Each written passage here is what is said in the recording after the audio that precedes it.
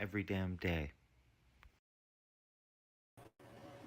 Hey everyone, it's Jerry at the Fledge, and welcome to another episode of Every Damn Day. And today we've got our great friend Icky Dumbboy on the show, and we're going to talk about creating a space for artists to come and collaborate with other artists and hone their craft. And then an example of that's coming up on Saturday called Smoke Sessions. The Smoke Sessions, yes. So what's up, man? Not much, and also quite a bit. Yeah, I'm Icky Dumbboy, our local artist out of Lansing. I mean, kind of new to the game. Honestly, I've only been doing this solo for 3 years now. 3 years. Yeah, make hip hop music. Getting into producing, into singing, songwriting, instrument playing. Yeah, I'm trying to get into everything, and now I'm also trying to expand into event coordinating. So yeah. So you said now you've only been doing it a little bit solo. Yeah. Were you not solo before? Yeah. Actually, I was with my boy TJ Tyrone. Shout out to the Underground Hoodlums. That was our group back in the day. Yeah, it was a duo that was. I mean, we was working in the Lansing scene, back when Max Bar was still open. We did a couple shows down there at the Loft, like a couple birthday parties, Yeah. But we was doing pretty good. But after a while, he had to take care of his family, and I was in music, so I was like, I'm not dropping this, and kept it going, and here we are. Underground Hoodlums. Underground Hoodlums, yeah. It was. Yeah, I like that. I mean, we wanted it to be like an underground thing. Like, we didn't want it to be radio type stuff because of the type of, like,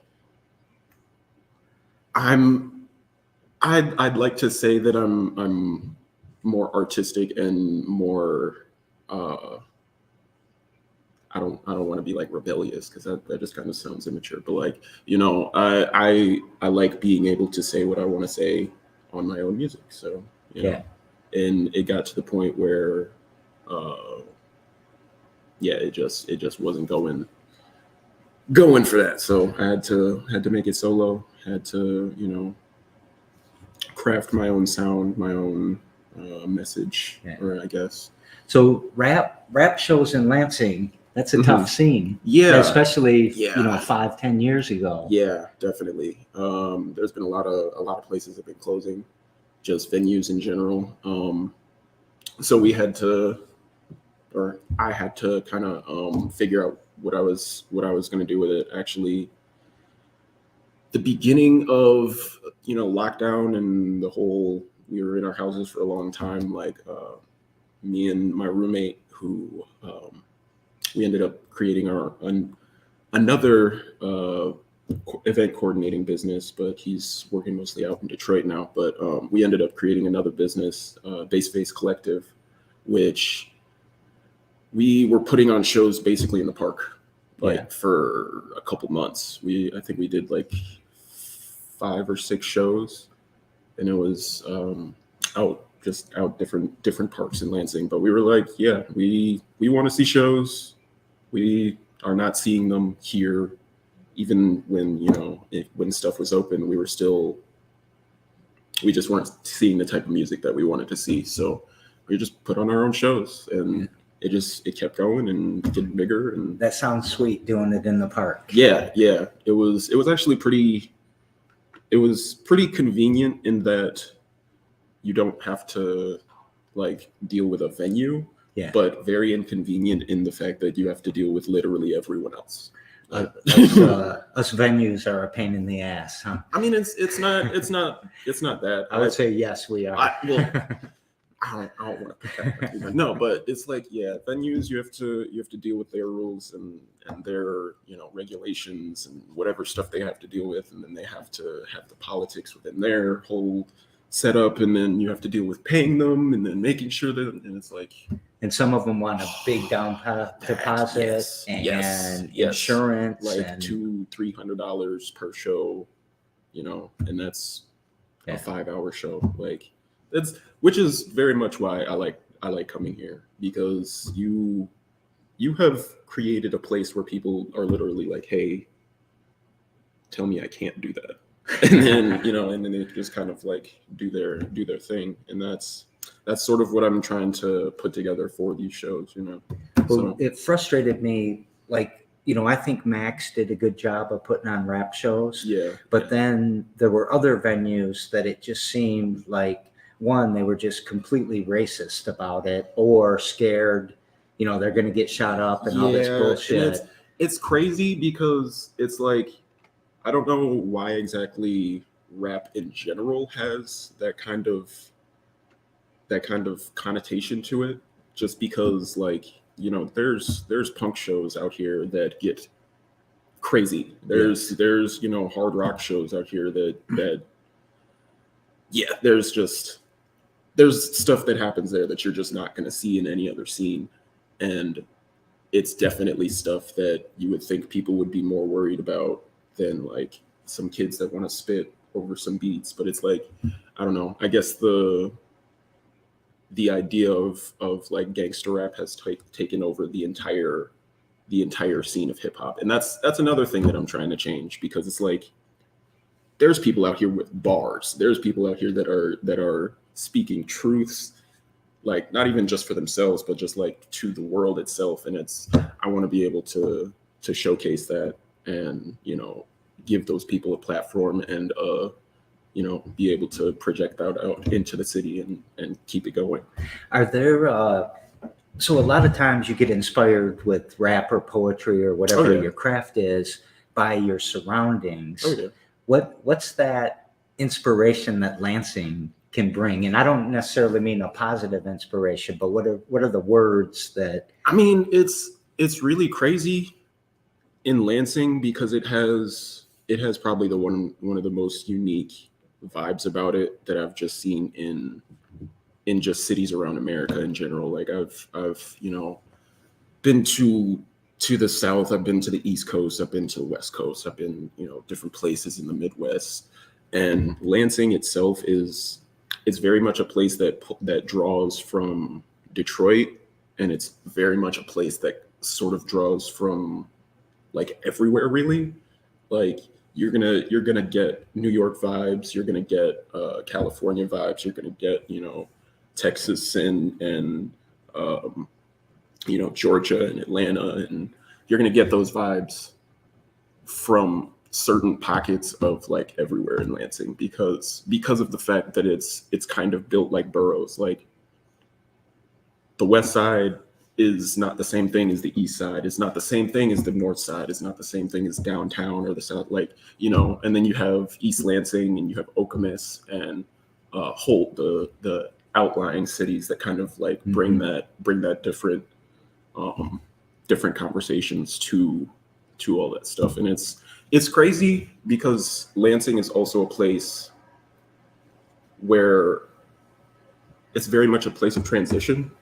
Like a lot of people come here from other places, and then a lot of people go from here to other places and they end up coming back. And so it's like you're kind of constantly pulling in new stuff. You're constantly, changing.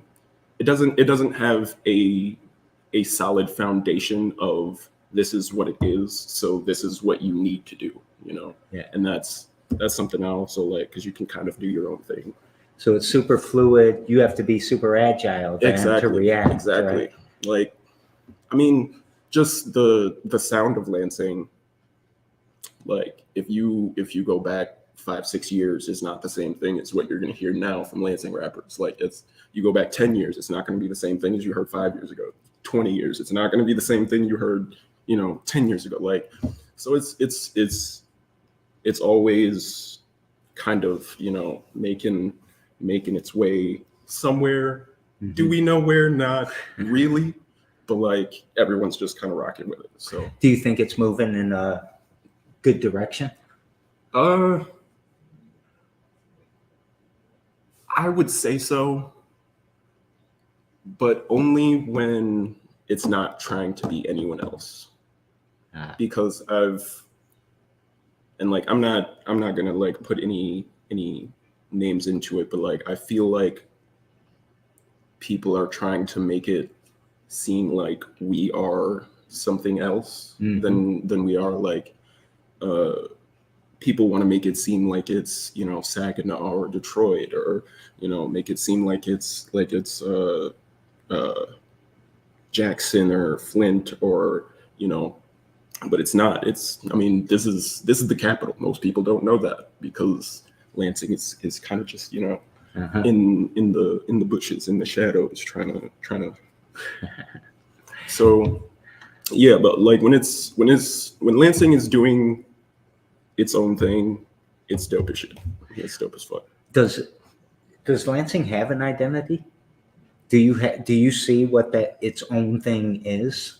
I could see Lansing having its own thing, like permanently, like to the point where you you could hear a person and be like, that's a Lansing rapper. Like to that point, I could see that happening. See, that seems like a good goal. You know, and I would like to say that, but I also kind of want to make it so that, you know, I want it to be not exactly about style, but about the content, I guess you could say. I want to be able to have Lansing associated with quality. Yeah. You know what I mean? Like there's a lot of people out there that are really good, like really good. Like people I would listen to on, you know, on my Spotify or whatever, like on regular, that are from here, and it's like it's good, but it could be better. And I know that they also know that it could be better. And I know these people, I know most of these people. So it's like, we like, come on, man, hit me up. We can do this. And it's like, I don't see that happening. Well, that's a perfect lead into what you're trying to do, I think, right? Exactly. Yeah. So you want to start with smoke sessions and talk about that a little bit, and Oh. maybe work out from Yeah, there? yeah. The smoke sessions it was kind of just an idea I had. Um, actually with Stefan, the guy who works the studio here.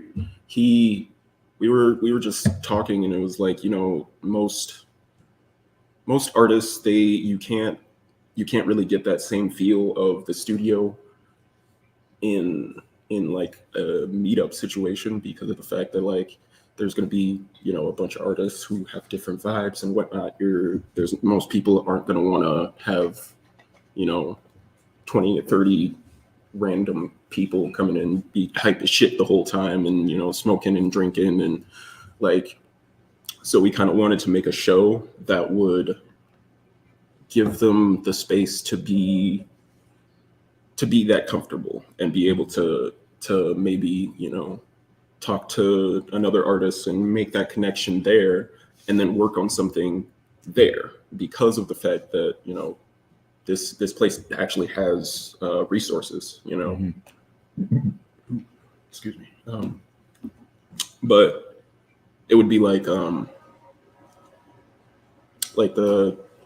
how I wanted it to be structured is basically like somebody would come in here at the beginning of the show, their performance, you know, starts half an hour after, and then you perform, like, you know, whoever is in the crowd sees them, says, hey, I would like to, you know, do something with you.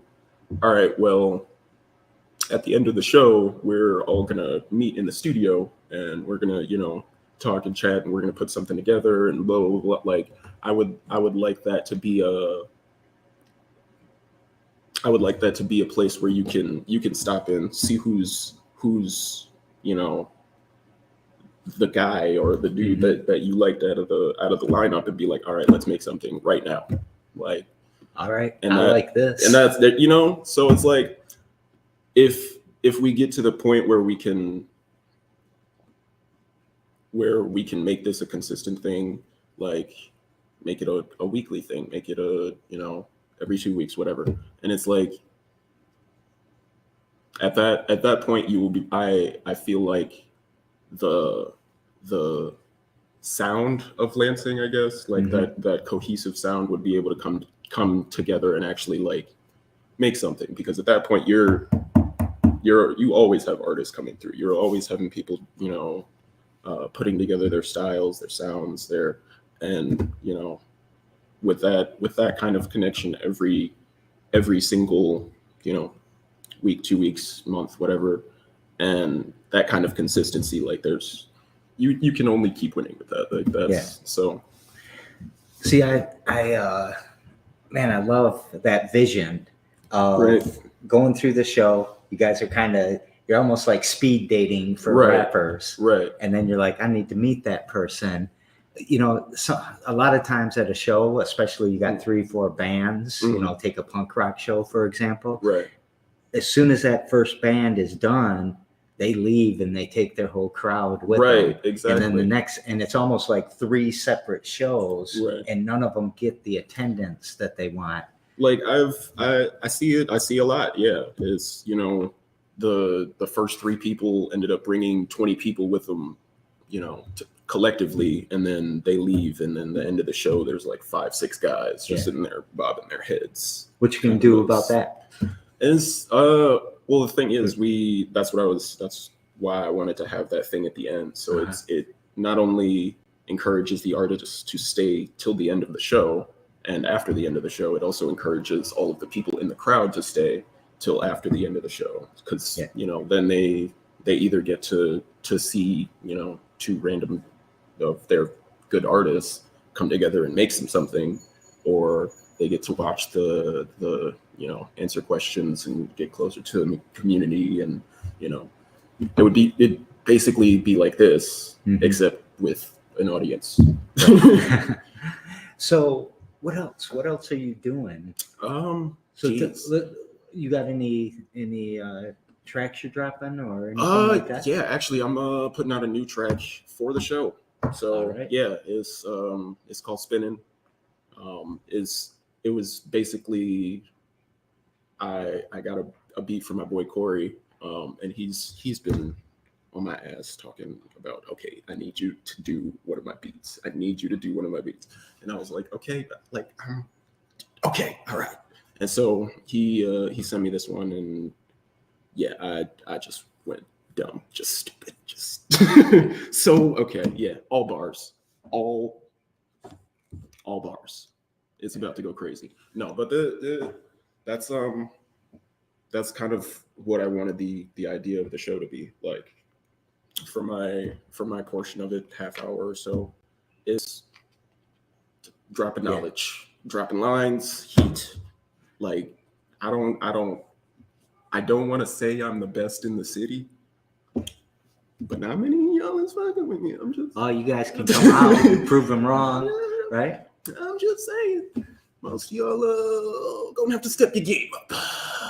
Yeah, I'm excited to see Sorry, that. not sorry. But What time do you perform on? Or maybe we shouldn't say. Just come for the whole thing. Yeah, 5 come for the to whole 11. thing. Hey, we about to have artists top to bottom, fire, absolute fire. We got, Yokai Nightclub, The Mitten Princess, Professor Seven, CJ McClendon, Justin Johnson, Steeza. There's Big Demet. Dang, this is a good lineup. Yeah, you know what I mean? Like, it's about to be pretty fire. It's about to be pretty fire. It's mostly just people that I know that are like, that I'm like interested in musically. Like their stuff is good. So it's like, yo, you want to do the show? Bars, and they said yes. A lot of people actually said no, which is okay. I'm not gonna do it. Yeah, okay. Something that I get upset about in the Lansing music culture is kind of this idea of being too good to do something. Oh yeah. it's like once a person has gotten past a certain number of plays or certain number of followers, or they have so much in their discography, they're just like, I can't do this thing because it is beneath the level that I am in. And I'm okay. First of all, no, it's not. You're not that famous. None of us are that famous. No one in Michigan, except maybe T-Rail right now, is doing enough to be like, no, I can't do your show. I'm too important. No, it's like, bro, you want to do a 20-minute slot or not? You're out here paying. This is, first of all, this is a free, for the artists to get on. This is a free show. You're not going to find a lineup that you can get on for free in Michigan, period. That's unless you're doing an open mic or something. And even then, it's still $5-10 to get on every time. You're not if you're an artist, you should be wanting to perform as much as possible. And if, the fact that you don't have to pay to get on that lineup is something that's stopping you, well, I think about it too. If you are that good, mm-hmm. right, and you do feel like that, mm-hmm. where's shouldn't you have some motivation to mentor, to pass it down a little bit? And that's, it's very weird, because I feel like there's this sort of competition that immediately arises. I feel like people don't think there's enough money out here for all of us. Mm-hmm. I understand that music is a business. I understand that as an artist, you are essentially selling your time and skills to make money in the long run. But also there is the fact that in order for you to do that, you have to have people that know you. Right. You have to be able to show your skills to people before they're going to be like, yes, I will spend money on you. And in a place where you can do that for free, because again, there's not many places. Okay, there's not any places that I know of that you can just get on a lineup. Even if there's no promo for it, even if there's no name in the show, there's no people in the crowd. There's even then you're not going to be able to get onto a lineup for free. So the fact that I run into people who say, I can't do that because you don't have enough followers, you don't have a big enough budget, you don't have, where's your promo flyer? Where's your, why is that even important to you? You're trying to get in front of a crowd. I'm giving you that platform. There's no exchange that needs to happen in between that. Honestly, you should be promoting your stuff anyway, as an artist, as a person who, is trying to get their sound, their message out there. But in some fairness, if there were two different shows, mm-hmm. and they were asking those questions, that seems reasonable. But there's not enough shows. There's right? not. There's just not. You talked about kind of people have this scarcity mentality. Right. There's only $10 that's going to be spent on rap today. There's enough money for all of us out here. People be spending money every single day on stuff they don't need. On there's if somebody has bought an extra piece of candy or an extra fucking a burger or something, it's a cup of coffee, it's $5. It's okay. Yeah. You can. But I think once we have that scene, and once you start budgeting for it, man, I'm going to that rap show on Friday. No, night. most definitely. And that's something that I have to keep telling myself, is that once it gets to the point where there's actually people that know about this and they're coming out every week just to see, who's on the lineup. At that point, we can start doing crazy stuff. We can actually, bring big acts from other cities and bring people that are, making that name. And those people that were saying before, oh no, your platform isn't big enough, now they're going to start coming back to that thing. That's going to put even more fire into the whole thing. And it's I don't think people understand how that goes. You gotta, you know, you gotta be able to invest time before you invest money, and that's something that I'm personally trying to do. Put that sweat equity in. Yeah, definitely. So let's say all of this starts happening and your shows are really, you're starting to grow, people are churning together. How's that make our community better? Well, we have a plan right now. Well, me and a couple of the people that were actually working on, the smoke session shows, we have a plan basically to turn it into kind of a mini tour. Like I was saying here, we were trying to have it as a weekly show or a bi-weekly show. Basically, what we would be doing is having artists here and having artists, at the Loft and at the Avenue, and maybe place in Detroit or Grand Rapids or something like that, and have those shows go throughout the week. And then at that point, now you're basically advertising whatever artists you want to all of these demographics weekly, and then you can have merch to it. You can you can sell whatever you want for the artists themselves. But then at the monthly spot, we were going to basically turn it into a festival. So it'd be all the best acts, the ones that people really responded to during the tour, I guess. We'd have them all come back and then probably try and get a bigger name so that people who weren't listening during that time would be drawn into it. And then, at that point, everybody's making money. Everybody's, So it's good for the economy of our community. It's good for. Well, what the purpose of the tour is more of a connect to the community itself, connect to the people that have those venues, the people that are also putting on shows, and other artists that are trying to get their name out. But then also it's basically teaching the artists how to perform. Like just recently, in probably the last 3 or 4 shows that I've gone to, I've seen people, not projecting their voice enough, not engaging with the crowd before and after songs. They're rapping over their own lyrics and stuff on the song, like just little stuff like that. And it'll be easier for us to like, all right, this is how you get that done. This is how you fix this, blah, blah, blah, blah. It's just easier to do that. And you're already watching how they perform and already trying to maximize, I guess, their effectiveness on stage.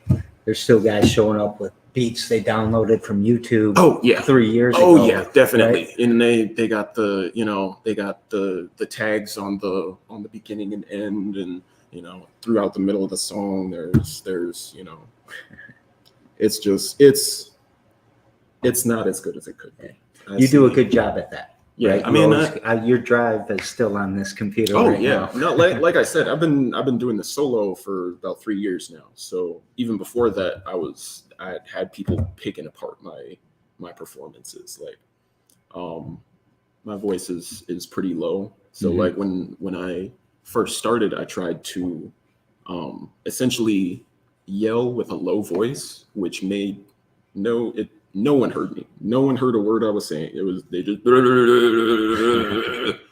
so now I have to like project that higher register of my voice, and it's just the little stuff that makes it better. And I would like to be a part of the people that can help teach that to the next school class of artists. There we go. Yeah. So as we're kind of wrapping up here, what's one thing or a simple thing somebody could do to kind of push this mission forward, this making our scene better? Geez, we can always use volunteers for the shows. We can always use more artists that want to perform, sponsors, any businesses that would be able to promote for us. That would be great.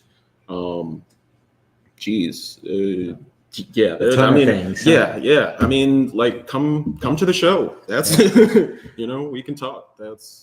So Saturday, May 7th, Yeah. 2022, Yes. 5 p.m. to 11 p.m. Hey, Come see Smoke Sessions. smoke sessions with A Icky great lineup. Dumbboy. Yeah. Yes, it's about to be a crazy lineup. Honestly, this show, yeah, I have faith in this show, but also my performance is about to be crazy because I wanted it to be. So All yeah, right. we about to go ham. I can't wait to see it. Come out and watch Icky Dumbboy with me. It's fun to say. Say Icky Dumbboy. Icky 3 dumb times. boy. Icky Uh, dumb boy. No. All right, y'all. That's a wrap. Thanks for watching every damn day, and we will see you again tomorrow. Love y'all. Peace. Peace.